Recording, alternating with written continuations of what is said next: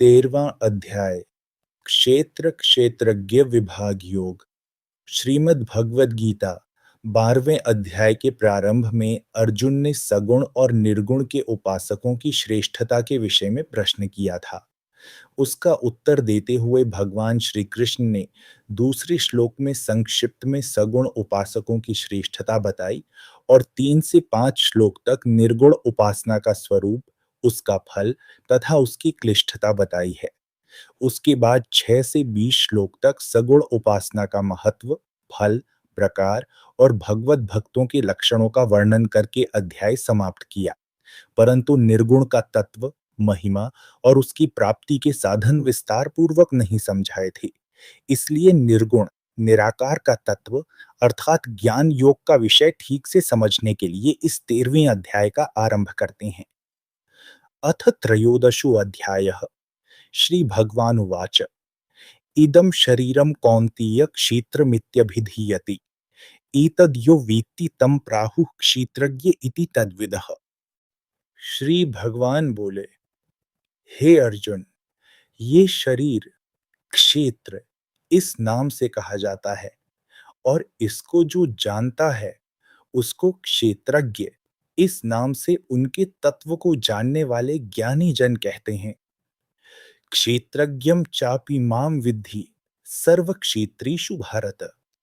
क्षेत्र क्षेत्रज्ञोर्ज्ञानम यत्तद ज्ञानम मतम मम। हे अर्जुन, तू सब क्षेत्रों में क्षेत्रज्ञ अर्थात जीवात्मा भी मुझे ही जान और क्षेत्र क्षेत्रज्ञ को अर्थात विकार सहित प्रकृति का और पुरुष का जो तत्व से जानना है वो ज्ञान है, ऐसा मेरा मत है।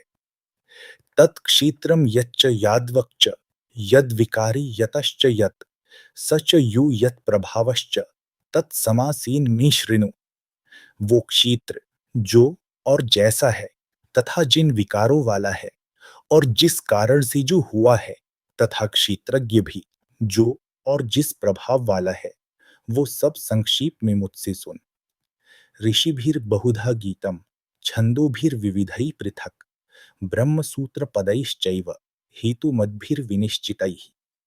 ये क्षेत्र और क्षेत्रज्ञ का तत्व ऋषियों द्वारा बहुत प्रकार से कहा गया है और विविध वेद मंत्रों द्वारा भी विभाग पूर्वक कहा गया है तथा भली भांति निश्चय किए हुए युक्ति युक्त ब्रह्म सूत्र के पदों द्वारा भी कहा गया है। महाभूतान्यहंकारो बुद्धिर्व्यक्तमेव च इंद्रियाणि दशैकं च पंचचेन्द्रिय गोचराः। इच्छा द्वेषः सुखम दुःखम संघातश्चेतना धृतिः। एतत् क्षेत्रम समासेन सविकारमुदाहृतम्। 5 महाभूत, अहंकार, बुद्धि और मूल प्रकृति भी तथा 10 इंद्रियां, एक मन और 5 इंद्रियों के विषय अर्थात शब्द, स्पर्श, रूप, रस और गंध तथा इच्छा, द्वेष, सुख दुख, स्थूल देह का पिंड, चेतना और धृति, इस प्रकार विकारों के सहित ये क्षेत्र संक्षेप से कहा गया। अमानित्वदम्भित्वमहिंसा क्षान्तिरार्जवम् आचार्योपासनं शौचं स्थैर्यमात्म विनिग्रह इंद्रियार्थीषु वैराग्यम अनहंकार एव च जन्म मृत्यु जरा व्याधि दुख दोषानुदर्शनम् असक्तिरनभिष्वङ्गः पुत्रदारगृहादिषु नित्यं च समचित्तत्वम् इष्टानिष्टोपपत्तिषु मयि च अनन्ययोगेन भक्तिरव्यभिचारिणी विविक्तदेशसेवित्वम् अरतिर्जनसंसदि अध्यात्म ज्ञान नित्यत्वम् तत्त्वज्ञानार्थदर्शनम् एतज्ज्ञानमिति प्रोक्तम् अज्ञानम यदतो अन्यथा। श्रेष्ठता के ज्ञान का अभिमान का अभाव, दंभाचरण का अभाव, किसी प्राणी को किसी प्रकार भी न सताना, क्षमा भाव, मन वाणी आदि की सरलता, श्रद्धा भक्ति सहित गुरु की सेवा, बाहर भीतर की शुद्धि, अंतःकरण की स्थिरता और मन इंद्रियों सहित शरीर का निग्रह, इस लोक और परलोक संपूर्ण भोगों में आसक्ति का अभाव और अहंकार का भी अभाव, जन्म, मृत्यु, जरा और रोग आदि में दुख और दोषों का बार बार विचार करना, पुत्र, स्त्री, घर और धन आदि में आसक्ति का अभाव, ममता का न होना तथा प्रिय और अप्रिय की प्राप्ति में सदा ही चित्त का सम रहना, मुझ परमेश्वर में अनन्य योग के द्वारा अव्यभिचारिणी भक्ति तथा एकांत और शुद्ध देश में रहने का स्वभाव और विषयासक्त मनुष्यों के समुदाय में प्रेम का न होना, अध्यात्म ज्ञान में नित्य स्थिति और तत्व ज्ञान के अर्थरूप परमात्मा को ही देखना, ये सब ज्ञान है और जो इससे विपरीत है वो अज्ञान है, ऐसा कहा है। ज्ञेयं यत्तत् प्रवक्ष्यामि यज्ज्ञात्वामृतमश्नुते अनादिमत् परम ब्रह्म न सत्तन्नासदुच्यते। जो जानने योग्य है तथा जिसको जानकर मनुष्य परमानंद को प्राप्त होता है, उसको भली भांति कहूंगा। वह अनादि वाला पर ब्रह्म न सत ही कहा जाता है न असत ही। सर्वतः पाणिपादम तत्सर्वतो अक्षिशिरो मुखम सर्वतः श्रुतिमल्लोके सर्वमावृत्य तिष्ठति। वह सब ओर हाथ पैर वाला, सब ओर नेत्र, सिर और मुख वाला तथा सब ओर कान वाला है, क्योंकि वह संसार में सबको व्याप्त करके स्थित है। सर्वेंद्रिय गुणाभासम सर्वेंद्रिय विवर्जितम असक्तम सर्वभृच्चैव निर्गुणम गुण भोक्तृ च। वह संपूर्ण इंद्रियों के विषयों को जानने वाला है, परंतु वास्तव में सब इंद्रियों से रहित है तथा आसक्ति रहित होने पर भी सबका धारण पोषण करने वाला और निर्गुण होने पर भी गुणों को भोगने वाला है।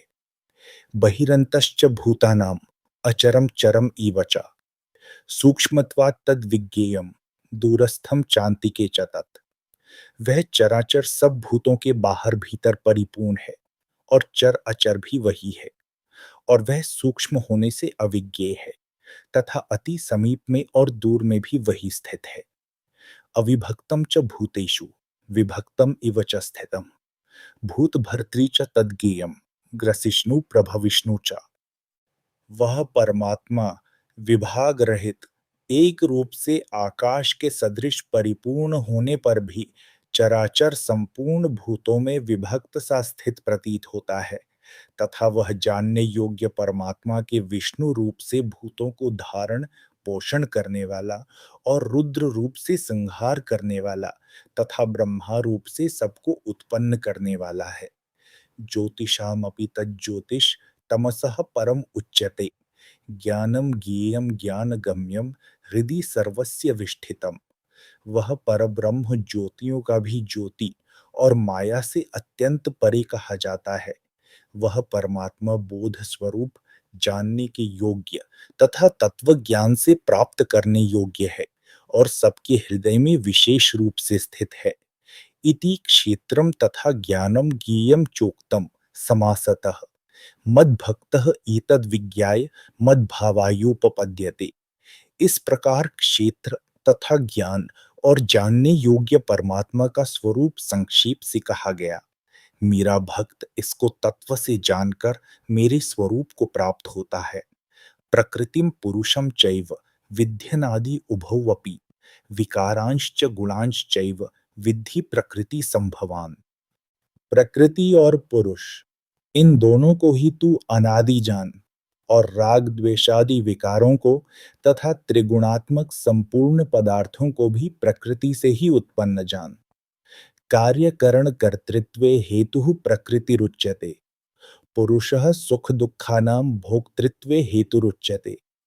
कार्य और करण को उत्पन्न करने में हेतु प्रकृति कही जाती है और जीवात्मा सुख दुखों के भोक्तापन में अर्थात भोगने में हेतु कहा जाता है।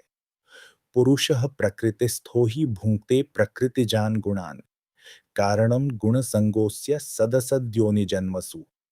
प्रकृति में स्थित ही पुरुष प्रकृति से उत्पन्न त्रिगुणात्मक पदार्थों को भोगता है और इन गुणों का संग ही इस जीवात्मा का अच्छी बुरी योनियों में जन्म लेने का कारण है। उपद्रष्टानुमन्ता च भर्ता भोक्ता महेश्वरः परमात्मेति चाप्युक्तो देहि अस्मिन् पुरुषः परः। इस देह में स्थित वो आत्मा वास्तव में परमात्मा ही है। वही साक्षी होने से उपद्रष्टा और यथार्थ सम्मति देने वाला होने से अनुमंता, सबका धारण पोषण करने वाला होने से भर्ता, जीव रूप से भोक्ता, ब्रह्मा आदि का भी स्वामी होने से महेश्वर और शुद्ध सच्चिदानंद घन होने से परमात्मा ऐसा कहा गया है। य एवं वेत्ति पुरुषं प्रकृतिं च गुणैः सह सर्वथा वर्तमानोपि न स भूयोभिजायते। इस प्रकार पुरुष को और गुणों के सहित प्रकृति को जो मनुष्य तत्व से जानता है, वो सब प्रकार से कर्तव्य कर्म करता हुआ भी फिर नहीं जन्मता। ध्यानीनात्मनि पश्यन्ति केचिदात्मानमात्मना अन्ये सांख्येन योगेन कर्म योगेन चापरे। उस परमात्मा को कितने ही मनुष्य तो शुद्ध हुई सूक्ष्म बुद्धि से ध्यान के द्वारा हृदय में देखते हैं, अन्य कितने ही ज्ञान योग के द्वारा और दूसरे कितने ही कर्म योग के द्वारा देखते हैं, अर्थात प्राप्त करते हैं। अन्ये त्वेवमजानन्तः श्रुत्वान्येभ्योपासते तेऽपि चातितरन्त्येव मृत्युं श्रुतिपरायणाः। परंतु इनसे दूसरे अर्थात जो मंद बुद्धि वाले पुरुष हैं, वे इस प्रकार न जानते हुए दूसरों से अर्थात तत्व के जानने वाले पुरुषों से सुनकर ही तदनुसार उपासना करते हैं और वे श्रवण परायण पुरुष भी मृत्यु रूप संसार सागर को निसंदेह तर जाते हैं। यावत् संजायते किंचित सत्वम स्थावर जंगमम क्षेत्र क्षेत्रज्ञ संयोगात तद्विद्धि भरतर्षभा। हे अर्जुन, यावन मात्र जितने भी स्थावर जंगम प्राणी उत्पन्न होते हैं, उन सबको तू क्षेत्र और क्षेत्रज्ञ के संयोग से ही उत्पन्न जान। समम सर्वेषु भूतेषु तिष्ठन्तं परमेश्वरम विनश्यत स्वविनश्यन्तं पश्यति स पश्यति। जो पुरुष नष्ट होते हुए सब चराचर भूतों में परमेश्वर को नाश रहित और समभाव से स्थित देखता है, वही यथार्थ देखता है। समम पश्यन् हि सर्वत्र समवस्थितम ईश्वरम न हिनस्त्यात्मनात्मानं ततो याति पराम गतिम। क्योंकि जो पुरुष सब में संभाव से स्थित परमेश्वर को समान देखता हुआ अपने द्वारा अपने को नष्ट नहीं करता, इससे वह परम गति को प्राप्त होता है। प्रकृत्यैव च कर्माणि क्रियमाणानि सर्वशः यह पश्यति तथात्मानम अकर्तारम स पश्यति। और जो पुरुष संपूर्ण कर्मों को सब प्रकार से प्रकृति के द्वारा ही किए जाते हुए देखता है और आत्मा को अकर्ता देखता है, वही यथार्थ देखता है। यदा भूत पृथक भावमेकस्थमनुपश्यति ततैव च विस्तारम ब्रह्म संपद्यते तदा। जिस क्षण यह पुरुष भूतों पृथक पृथक भाव को एक परमात्मा में ही स्थित तथा उस परमात्मा से ही संपूर्ण भूतों का विस्तार देखता है, उसी क्षण वह सच्चिदानंद घन ब्रह्म को प्राप्त हो जाता है।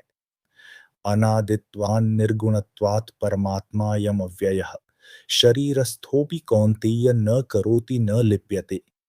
हे अर्जुन, अनादि होने से और निर्गुण होने से यह अविनाशी परमात्मा शरीर में स्थित होने पर भी वास्तव में न तो कुछ करता है और न लिप्त ही होता है।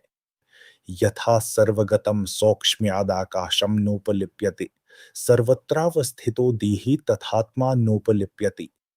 जिस प्रकार सर्वत्र व्याप्त आकाश सूक्ष्म होने के कारण लिप्त नहीं होता, वैसे ही देह में सर्वत्र स्थित आत्मा निर्गुण होने के कारण देह के गुणों से लिप्त नहीं होता।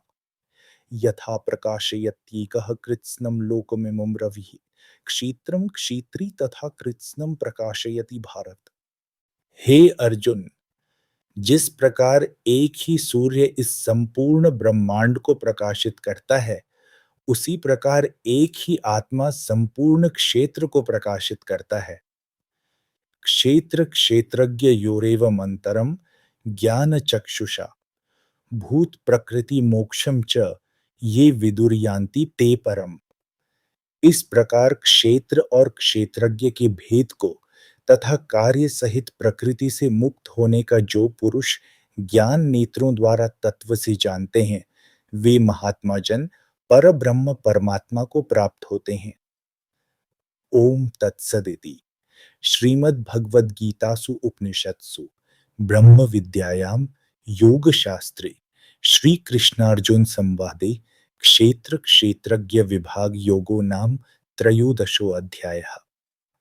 इस प्रकार उपनिषद, ब्रह्म विद्या तथा योग शास्त्र रूप श्रीमद् भगवद गीता के श्री कृष्ण अर्जुन संवाद में क्षेत्र क्षेत्रज्ञ विभाग योग नामक 13वां अध्याय संपूर्ण हुआ।